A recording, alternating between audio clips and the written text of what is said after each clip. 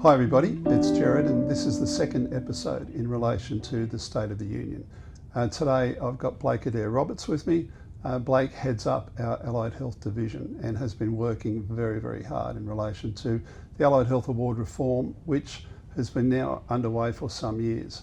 So I guess to start off with, one, welcome mate, and two, how do we get here? Yes, this has been a very long process which frankly predates me. The HSU Allied Health membership and health professional membership really came together in the late 90s, early 2000s, and from about 1999 through to 2009 there was a significant program of reform that occurred. That program of reform was cut short by the wages cap in place from 2011 to 2023. Yeah. So for this project and to take that reform program to its end conclusion, from around about 2022, the broader membership commenced a whole range of work coming together in different occupational groups to develop what would be the drafts of our awards, but more importantly as well, to grow the membership and to grow the campaign and the public voice around this. And I think one of the things in all the technicality of this that we can lose sight of is that for the core objective here is for allied health and health professionals in the system to no longer be the forgotten cog behind nursing and medical, to be respected, to be rewarded and recognised in the same way that other professions have been for decades and decades within our industrial system. We didn't want to go into this without a really clear ask on what the future of our occupations look like in the allied health space. And so getting there involved setting up industrial committees of members. These committees, under the terms of reference set out, were designed to research and develop the proposals which members would then vote on, and it involved huge engagement across surveys, mass member meetings. Fast forward to the last year or so, and the focus has now been on the technical work is done, now we need to negotiate, we need to bring the public along with us. From the start of this year, the membership really drove a significant program of getting out there and making themselves visible, making sure the government saw them. Our membership is strongest when we bring those occupations together. And then we launched our public campaign in the media, talking about the value of allied health workers broadly.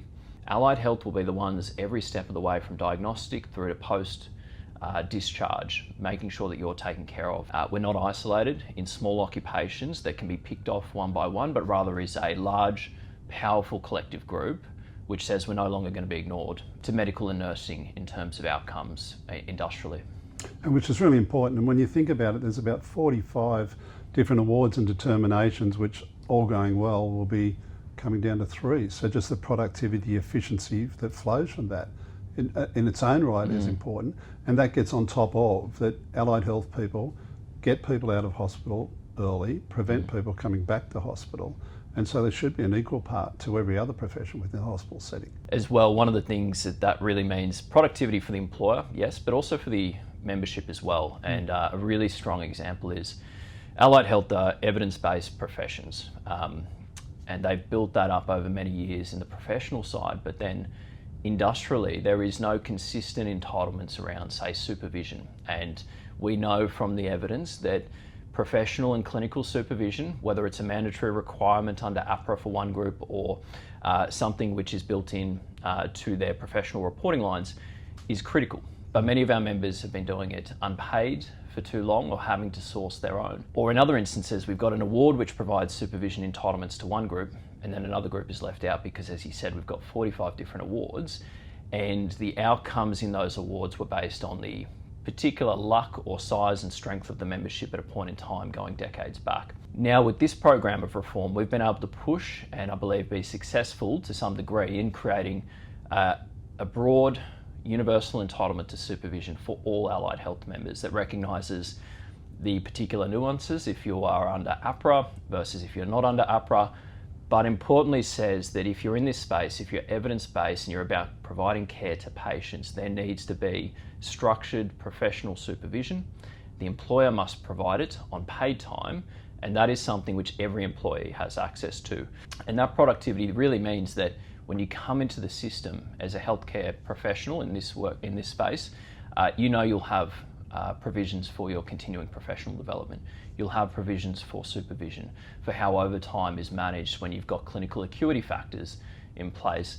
These are really important things which we've never been able to do because we've got 45 different awards and we've dealt with them ad hoc at a point in time and they become dated very quickly. Whereas now we've moved with the times and we're able to bring New South Wales to where all the other states are, where they have a singular award which covers all of the professionals. Which is good, and I guess it's been thought through as well, hasn't it? So the Special Commission of Inquiry, which has now got recommendations that the HSU applications should be supported by government, and indeed the government has been supporting the applications for allied health. In terms of resourcing internally, what's that look like? Yeah, and I think there's two parts. One is, and I think it's really important to highlight this first bit, a lot of this resourcing, and this is how any good union should run, is fundamentally coming from the membership. And I think what has made us so powerful in this space and the ability to bring everyone together is we had 1,300 different financial members sign up to their committees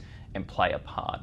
Now that might have been as small as providing input in a meeting, researching documentation, bringing thoughts and ideas and debating them. That's a really important part, and I think that shouldn't get lost, that the only reason we are here is because members genuinely engaged in the process and didn't leave it to industrial officers of the union to come up with something in a vacuum. It was based on the evidence members brought. The resourcing that we've got at the moment is significant. We now have a team internally of 6 staff who are solely focused on the award reform case, plus a whole range of staff that are doing supporting work to drive this forward. So we have 6 industrial officers in the Allied Health Division at the moment. We have a consultant by the name of Dennis Ravlich who led the reform in the early 2000s and has come back to see this through. And we've also engaged 2 barristers, Leo Saunders, who's run a range of work value matters and is a real expert in this space, and Dr. Catherine Faller as well. You know, we've got an entire public health division of organisers who are living and breathing this every day in terms of driving engagement with the membership. We have public health industrial officers that are diving in to help out where needed, and this really does feel like a whole of organisational commitment. We've got a research team which includes former allied health delegates that have come to work for the HSU and are providing both their lived experience, you know, being researchers in the health setting, but also coming in to provide that support for the claims that we're developing here and how do we provide that evidence. So this has never been done before. The scale of this case that we are pursuing and this project has never been done. That may be because in the past it's been in the too hard basket. The president of the Industrial Relations Commission, Ingmar Taylor, said that this is the most significant reform in the Industrial Relations Commission in a generation. Bringing 45 to 50 awards down to 3 or 4 is an incredible challenge. So it does require a whole of organisational effort to achieve that. We're in a point of time which we will never get back again. And you mentioned the Special Commission of Inquiry. Getting that SCOE, getting rid of the wages cap, getting support from the government for our claims, getting support from the Commission to see this reform through, getting membership to grow by 3,000 and having allied health members out in the front of hospitals, holding up signs and having rallies to bring community support. These conditions that we've been able to create, getting all of these things to line up, will never come again. We can't spare any expense. We can't take this with a half-hearted approach because we know that we won't get this chance again. So the industrial process is underway. It wouldn't be here unless we had delegates who are really kicking in pretty heavily, would it? Yeah, absolutely. And I think building from the committee structures that we originally established, the next phase in this was to really build our infrastructure in the hospitals, in the community services, and that involves having union reps or delegates in different occupations and different services. Those delegates from all different occupations have been not only instrumental, but absolutely fundamental to getting the outcome that we have today and to moving us forward. These delegates have given up countless unpaid hours to grow the union membership, to grow the engagement and activism, to build our arguments. They have come to over 60 negotiating meetings with the Ministry of Health and 6 full days of conciliation at the Industrial Relations Commissions. These are reps who represent, you know, physiotherapy, radiography, radiation therapy, psychology, every occupation. We have nominated delegates who represent their workers and their peers in their professions and in their multidisciplinary services. And I really can't stress enough that they have been the backbone of pushing the ministry and the government every step of the way and being fierce advocates for their profession and making sure that there is a professional voice in every step that have been taken. So they are in there, they are providing the advice, they are directly advocating for their members and making sure that when we're going back and forward on wording, that it's going to work for members. You know, when we're talking about providing safe spaces for provision of care in a hospital as part of an award clause, they're sitting there saying this will work or this won't work. When we're talking about overtime for clinical acuity and making sure we get that wording right, they're giving the examples of having to stay back in a complex family conference after hours, or having a complex patient handover with no one available to do that with. And those are the things that make it so critical to have a member voice in the room, ensuring that we get these clauses 100% right. So what's the next steps? So the next step for the union is on 19 December at 9 a.m. Members will close the voting on the amendments for our award applications, and those applications will be filed in the Industrial Relations Commission.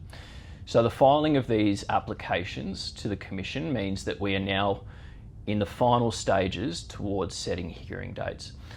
We've already commenced some conciliation in the Commission, and conciliation means that a Commissioner is assisting the HSU and the Ministry of Health to land an outcome or determine what things need to go to hearing.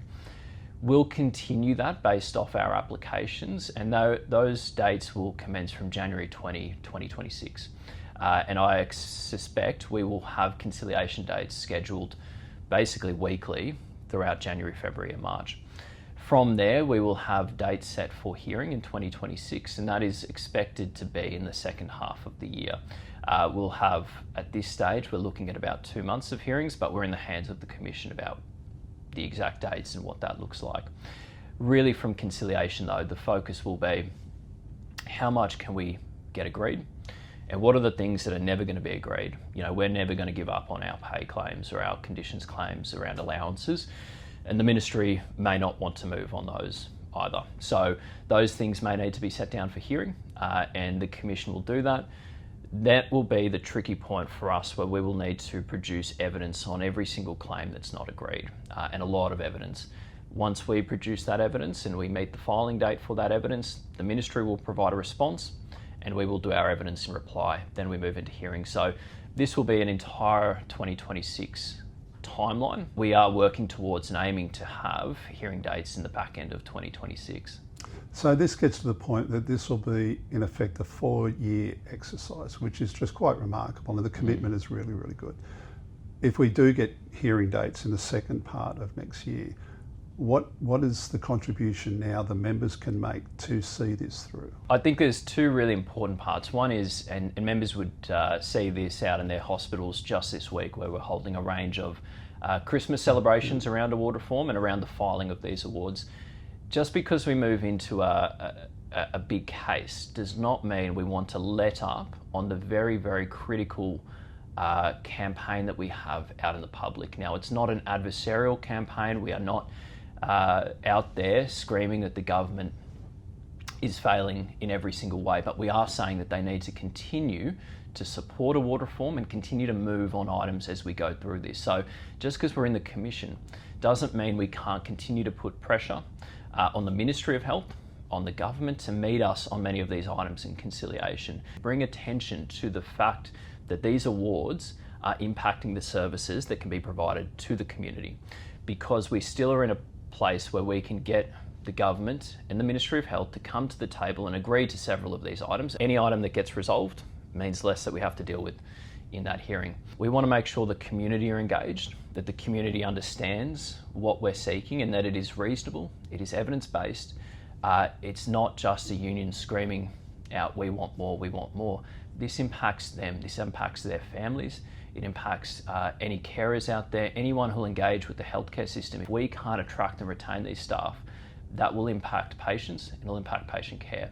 Simultaneously, we are in the stage now of preparing our evidence. So for those members that have really powerful stories and experiences, or know about how the system operates and how this new award will be very beneficial, we really encourage them to be participants in that evidence preparation process, because the evidence doesn't come from the union office. The evidence comes from the members who are every day living with the broken system and are putting forward the case through their witness statements and their evidence about why our awards will fix the challenges they're dealing with every day.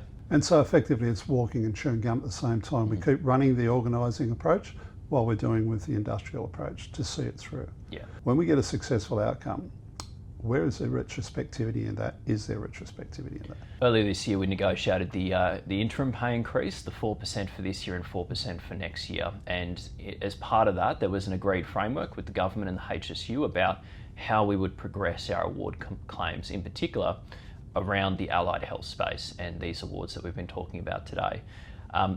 One thing which was left open-ended in that framework is when the dates of these awards would commence. So this is a grey area. It is open-ended. There is nothing in that agreement that says it will start retrospectively, but nothing that says it will not start retrospectively. So for us as a union, we will be advocating as fiercely and as persuasively as we can that they should retrospectively apply to 1st July 2025, no matter when the hearing dates occur and no matter when the final decision is handed down. We fully expect that may be a contested position, and in that situation, it will fall in the hands of the Commission to make that determination about what is the appropriate point in time for these awards to come into effect. But for us, I think we can confidently say we've put everything we can into making sure that option is available, that we are still able to advocate for it. And as I said, we've got the resources there that I think we can put forward the most persuasive arguments we possibly can around this. That's cool. And this is still subject technically to a Section 130 dispute. Yeah, so for those listening at home who are unfamiliar, a Section 130 dispute under the Industrial Relations Act is a dispute at a certain point, which commences at a certain point of time. And for this particular dispute around the awards, this commenced in late 2024. So this means that we are still under the same dispute that we started on, and those dates have continued to flow from that. We're not starting a new process. We're just evolving through the stages of getting a resolution. Indeed, you know, early this year we already resolved a range of items for the HSU award claims, but we have more to do. So part of this 130 dispute has been to continually lock in and move forward on what we can achieve, and then move on to the next item and the next item, and that's a natural progression that we're following. Well, thanks very much, Blake. I think that's updated people pretty well. This clearly is our time, and we need to be 100% locked on. I think if members want to know more information, and please do, have a look at our website. The new website's up. That will bring you up to speed with everything that we're doing, not only now, but into the future. Thanks very much for your time.